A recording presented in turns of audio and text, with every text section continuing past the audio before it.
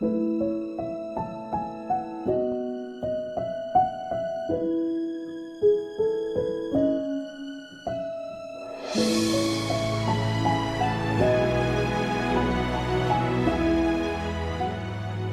ពេលមួយថ្ងៃដើម្បីជិះត្រេនទៅទីក្រុងសៀរ៉ាល់តើវាប្លែកៗមិនទៅតោះមកតាមដានជាមួយខ្ញុំទាំងអស់គ្នាសួរក៏ដូចជាសួស្តីអ្នកគ្នានេះគឺជាលើកទី1ហើយដែលខ្ញុំជិះត្រេនហើយមាន trip ជាមួយនឹង Club Barcelona យទៅវាថ្មីសម្រាប់ខ្ញុំហើយវាប្លែកមែនតើវាថនទៅខ្ញុំ enjoy តាំងពីដើមវីដេអូរហូតដល់ចប់វីដេអូចឹងទៅវីដេអូនោះវារៀងវែងតិចហើយប៉ុន្តែសុទ្ធតែរបៀបទេសភាពនៅទីក្រុងហើយខ្ញុំថតរបៀប aquarium របៀបថៃអីប្លែកៗដែរចឹងនេះគឺជាទេសភាពទីក្រុងសៀរ៉ាល់យទៅវាស្អាតមែនតើដោយសារតែវាមានអគារខ្ពស់ៗហើយរបៀបកន្លែងដើរលេងអីច្រើនខ្ញុំធ្លាប់មកទីក្រុងសៀរ៉ាល់ដែរប៉ុន្តែរបៀបមកមួយគ្រួសារហើយជិះឡានចឹងទៅវាអត់បានដើរលេងដើរជុំវិញអី hang out ចឹងឯងយ៉ាងកាលនោះខ្ញុំទៅមកទៅវានៅ winter វានៅខែត្រជាក់ចឹងទៅអត់សូវបានដើរច្រើនដូចឥឡូវ spring អញ្ចឹងយើងដើរបានហើយឃើញទេសភាពឲ្យច្រើនប៉ុន្តែវានៅតែជាក់ដូចគ្នាគ្រាន់ថាយើង enjoy មួយទៀតវាចង់ថាយើងដើរជាមួយនឹងរបៀបសិស្សសាលាអីដូចគ្នាចឹងវាសប្បាយមួយយ៉ាងដែរដើរមកសទុះទៅពួកខ្ញុំក៏ដើរមកដល់កន្លែងដែលពួកខ្ញុំត្រូវចូលSierra Aquarium ហ្នឹងហើយកន្លែងនេះកន្លែងគេថតរូបច្រើនណាកន្លែង Sierra អីចឹងប៉ុន្តែខ្ញុំភ្លេចតែហៅអីបាត់ហើយដោយ trip ខ្ញុំមួយថ្ងៃហ្នឹងគឺខាងសាលាគេ cover ឲ្យទាំងអស់របៀប ticket ចូល aquarium ហ្នឹងចូលអីហើយជិះ train ជិះអីហ្នឹងគឺសាលាគេចេញឲ្យទាំងអស់ទៅវាមិនជា activity របស់ថ្នាក់រៀនដែលខ្ញុំកំពុងរៀនមកឯងរបៀបថា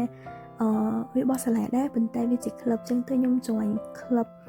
អីចឹងទៅក៏ខ្ញុំបានមានឱកាសបានមកដើរលេងហើយមើលរបៀបអីចឹងហើយនិយាយទៅវាសប្បាយដោយសារគេ cover ឲ្យទាំងអស់យើងអត់មានអស់លុយហើយយើងបានដើរលេងជុំគ្នាទៀតហើយនៅ aquarium នោះអត់មានអីទៅមានតែត្រីហើយរបៀបតែស្វែងចង់ថាយើងឃើញអីប្លែកៗហើយមានមនុស្សនៅក្នុងហ្នឹងអីចឹងហែរបៀបគេមាន show ឲ្យអ្នកទស្សនាមើលអីចឹងហើយនៅកន្លែងនេះដូចជា jellyfish ខ្ញុំភ្លេចដល់ខុសត្រូវរបៀបគេដាក់នៅក្នុងនេះទៅមើលទៅវាស្អាតដែលវារបៀបឃើញអីប្លែកៗផ្នែកអីដែរចឹងណាតែខ្ញុំ enjoy trip ហ្នឹងមកដោយសារដើរលេងហ្នឹងរបៀបអត់ដូច tour យើងត្រូវដើរមកគ្រប់ហើយគេណែនាំនេះណែនាំនោះរបៀបយើងដើរចិត្តយើងដើរមើលអីមើលដើរហើយចង់ជុំគ្នារបៀបគេមានម៉ោងជុំគ្នាចឹងតែបើយើងដើរជួបគ្នាចឹងទៅយើងនិយាយលេងមួយគ្នាចឹងប៉ុន្តែគេអត់របៀបដាក់សម្ពាធយើងឲ្យយើងមើលមកកន្លែងហើយឈរស្ដាប់គេយើង enjoy ដើរលេងមិនក៏បានថតអីក៏បានដែរវាស្រួលចឹងហើយកន្លែងនេះគឺវាញញែមកខ្ញុំមែនតើដោយសារតែខ្ញុំកាន់វីដេអូហើយនឹងថតអីហើយបន្ទាប់មកគេថាឲ្យទៅលាងដៃទៅដើម្បីប៉ះអានោះហើយទៅដំបូងខ្ញុំហ៊ានទេប៉ុន្តែអ្នកគាត់នៅក្លឹបមួយគ្នានឹងក៏ប្រាប់ថាឲ្យប៉ះទៅឲ្យដឹងថាវាមិនអញ្ចឹងខ្ញុំក៏មកលាងដៃឲ្យសាក់ប៉ះដែរទៅ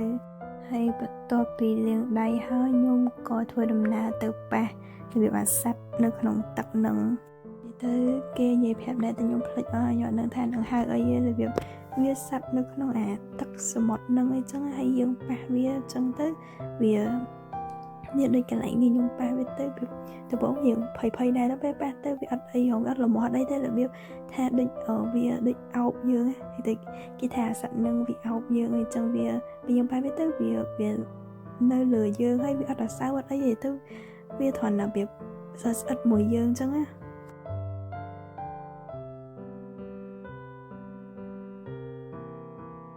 តើមកខ្ញុំចេះតែទៅដើរមើលនេះមើលនោះឲ្យថតនេះថតនោះចឹងទៅអានេះគេដាក់តាំងដាក់អីចឹងនៅនេះភាពច្រើនសបោក្មេងៗដែរដោយសារតែគេនាំកូនគេមកអីចឹងកន្លែងនេះផ្កាយសមុទ្រទៅអានោះស្អាតខ្ញុំ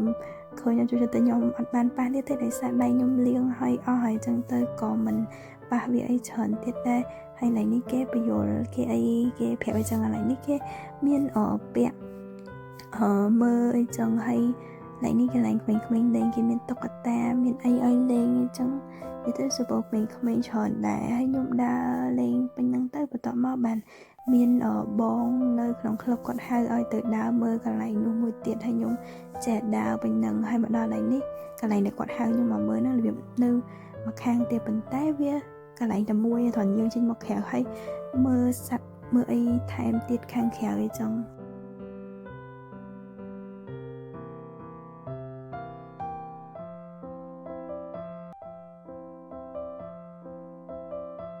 មកពួកខ្ញុំក៏ធ្វើដំណើរទៅខាងក្នុងកន្លែងនេះគេហៅអីខ្ញុំអត់ដឹងហៅអីដែរប៉ុន្តែខ្ញុំដើរជាមួយអ្នកនៅក្នុងក្លឹបហ្នឹងទៅកុំឲ្យវែងគ្នាអីដែរចឹងហើយដើរមើលរបៀបថ្ងៃនេះគេមានតាំងថៃតាំងអីចឹងប៉ុន្តែវាល្ងឹតហើយទៅមើលទៅវាស្អាតម្យ៉ាងដែរហើយនឹងខ្ញុំឆ្ងល់គេមើលអីគេហើយបានបងគាត់នៅក្នុងប្រាប់ថាគេមើលអាថៃនៅលើរបៀបហែជុំវិញយ៉ាងចឹងទៅយើងងើយមើលវាអីចឹងទៅបន្តមកពួកខ្ញុំក៏ដល់កន្លែងនេះរបៀបគេមាន show អីប៉ុន្តែខ្ញុំឈរមើលទៅអត់មានឃើញសត្វអីចេញមកផងក៏ខ្ញុំដើរទៅទៀតទៅដល់មកពួកខ្ញុំក៏ធ្វើដំណើរទៅទៀតហើយទៅមើលសត្វនោះទៅខ្ញុំស្រឡាញ់អាកន្លែងសត្វហ្នឹងខ្លាំងហើយដោយសារវាខ្ជូតមកវាកណ្ដុងទឹកដាក់លើខ្លួនហើយរបៀបវាញីថ្ពាល់អញ្ចឹងឡើងគេហុំមើលវាជុំគ្នា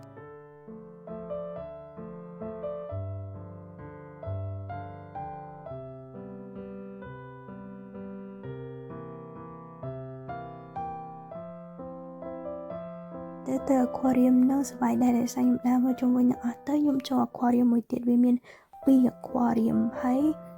ពួកខ្ញុំចូលបានទាំងពីរអញ្ចឹងទៅក៏ចូលមួយចេញពីមួយចូលមួយទៀតកន្លែងនេះវា modern វាថ្មីវាស្អាតប៉ុន្តែវាថៃតិចជាងអាកន្លែងនោះហើយកន្លែងនោះបានច្រើនហ្មងបានថាយើងមកមើលអញ្ចឹងវាប្លែកភ្នែកដែរអញ្ចឹងដោយសារកន្លែងនេះគេទៅតែបង្កើតថ្មីប៉ុន្តែវាស្អាតទេរបៀបថាថៃអត់សូវសម្បូរទៅក្រោយវីដេអូហ្នឹងខ្ញុំអត់ដឹងមានអីដែរដោយសារសុទ្ធតែវីដេអូវាថៃអីចឹងប៉ុន្តែឃើញស្អាតក៏ចិត្តតែថតហើយធ្វើវីដេអូទុក memory អីចឹងប៉ុន្តែវាស្អាតមែនវាថ្មីវាប្លែកភ្នែកយើងអញ្ចឹងមានថៃមានពគាមានពកងមានកន្លែងគេដើរលេងប៉ុន្តែខ្ញុំអត់ដឹងថាសត្វអស់នឹងហៅអីទេគ្រាន់ថាវាប្លែកចេះតែថតទៅហើយកន្លែងនេះដូចជាគេចិញ្ចឹមកូនអីគេខ្ញុំភ្លេចហើយប៉ុន្តែវាដាក់នៅក្នុងនឹងហើយកន្លែងនេះកន្លែងគេមានសលេងហើយសលេងហ្នឹងសលេងវាថាសលេងថៃអញ្ចឹងមិនអញ្ចឹងហើយអានេះ view ជុំវិញនឹងអាកន្លែង modern ហ្នឹងតែវាទូចជាងនៅខាងនោះហើយវាថតមកកដប់នឹងអញ្ចឹងទៅយើងមើលអីចឹងហើយក៏យើងទៅមើលខាងមុខទៀតទៅហើយកន្លែងនេះមានថៃដល់វីដេអូនេះបាទខ្ញុំចាំថាកន្លែងដែលខ្ញុំនិយាយថាគេចិញ្ចឹមកូនអីហ្នឹងកូនណាហ្នឹងប៉ុន្តែខ្ញុំនៅថាហៅគេហើយបន្ទាប់មកយើងជុំគ្នាយើងនិយាយរឿងញ៉ាំបាយញ៉ាំអីចឹងទៅមិនចេញមកហ្នឹងក៏ឆ្លៀតចូលកន្លែងគេលក់របស់អនុស្សាវរីយ៍កន្លែង aquarium ហ្នឹងដែរប៉ុន្តែវារបៀបថាយើងថ្លៃដែរដូចខ្ទង់ខ្សែកអញ្ចឹងខ្ទង់10-20រៀលហើយបងគាត់ហៅមកមើលតុក្កតាអីចឹងទៅហើយគាត់ក៏បានអាវមួយដែររបៀបផ្ញើអ្នកផ្ទះគាត់ដូចជាវាស្អាតដែរវាស្អាតវាមានឈ្មោះមានអីចឹងប៉ុន្តែតម្លៃវារៀងគួរសមហើយទៅក៏យើងដើរមើលជុំវិញហ្នឹងទៅដើរជុំវិញហ្នឹងអស់ហើយបានពួកខ្ញុំធ្វើដំណើរបន្តទៅទៀតអីចឹងប៉ុន្តែយើងចេះតែមើលនេះមើលនោះប៉ុន្តែវាស្អាតមែនវាខ្ជូតហើយរបស់ប្លែកថ្មីនេះខ្ញុំឃើញ slime មកចេះតែកាន់មើលទៅតែវាលយដែរនឹង slime ហ្នឹងដូចឃើញនៅក្នុងវីដេអូចឹងគេដាក់តម្លៃឡើង23រៀលហើយខ្ញុំក៏សម្រេចចិត្តថាទុកវិញទៅហើយក៏ដើរមើលបងគាត់បានអាវមួយដែរ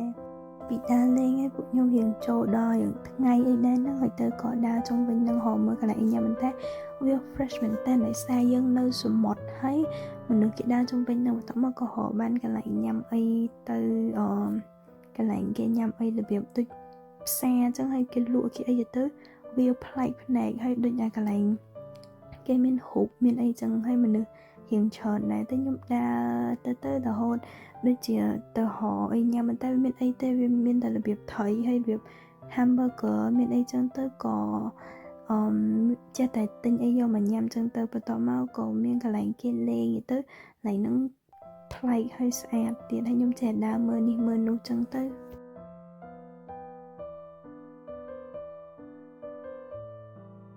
តពីកំងអីញ៉ាំហើយពួកខ្ញុំក៏មកអង្គុយនៅខែវយកអីមកញ៉ាំនៅខែវដោយសារវា view វា fresh ហើយរបៀបទេសភាពស្អាតហើយមានតូនដែលខ្ញុំថតពីដើមវីដេអូហ្នឹងនិយាយទៅយើងមើលបានចិត្តហើយនិយាយទៅមើលកន្លែងហ្នឹងវាស្អាតតែថាវារៀងតិចដែរមេឃរៀងសតុំអញ្ចឹងទៅវារៀងល្ងាប៉ុន្តែចេះអង្គុយមើលទៅត្រង់តែយើងញ៉ាំអីហើយយើងក៏ធ្វើដំណើរដើរលេងទៅដើរលេងជុំវិញនឹងសិនបានទៅផ្ទះដំបូងគេថាទៅវិញម៉ោង2ប៉ុន្តែដើរអីទៅវិញនឹងខ្ទង់ម៉ោង3ជាងអីដែរនោះទ្រាំឡើងបឹសឡើង trend នៅមនុស្សច្រើនដែរញាត់នៅថារត់ដល់មនុស្សច្រើនចឹងអត់តែពេលហ្នឹងពួកខ្ញុំដូចជាដើរខ្ទង់ថ្ងៃសៅរ៍អីហ្នឹងចឹងទៅ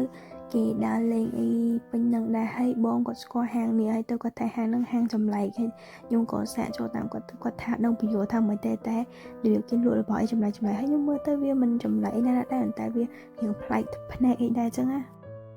វាអវ៉ាន់ខ្លះអីចឹងអត់ដែរឃើញអីដែរហើយរបៀបលក់ Lego អីចឹងអាកូនតុក្កតាទូចអីហ្នឹងខ្ញុំក៏បានរបស់ខ្លះទៅផ្ទះវិញដែរព្រោះរបស់ខ្លះដូចអត់ឃើញនៅហាងផ្សេងដូចដែរចឹងណាចឹងទៅគេនេះឲ្យគេថានឹងដូច museum ដែរយើងដើរមើលនេះមើលនោះទៅលក់របស់គ្រប់មុខហ្នឹងចេះដើរមើលទៅមានរបស់នេះរបស់នោះឲ្យរបៀបច្បោគ្រឿងលក់របៀបគ្រឿងអនុស្សាវរីយ៍ចឹងខ្សែកខ្សែដៃឬក៏អីទៅវាច្រើនទៅគេលក់គ្រប់ប្រភេទហ្មងមានអីក៏លក់ដែរតែនៅក្នុងហាងហ្នឹងហើយមនុស្សដើរក្នុងហ្នឹងច្រើនដែរហ្នឹង